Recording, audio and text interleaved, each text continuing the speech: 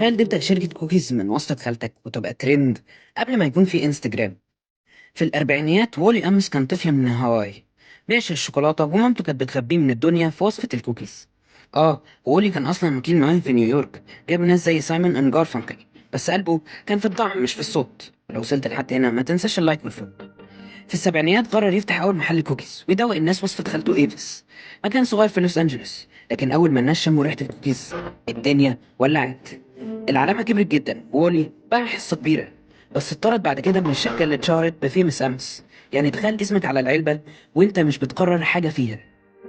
رجع عمل ماركت تاني، كتب كتاب، راح مدارس يعلم أطفال، ولبس نفس اللوك بتاعه، القبعة والابتسامة والحكاية. كان دايما شايف إن الكوكيز بتقرب الناس من بعض. وولي أمس أثبت إن الكوكيز ممكن يفتح أبواب مش بس للمعدة، لكن للحب والشراكة والخيال. لو بتحب الكوكيز افتكر إن اللي بدأ كل ده كان طفل صغير في هواي وعنده وصفة من خالته وجربها في مرة. أشوفكم بكرة.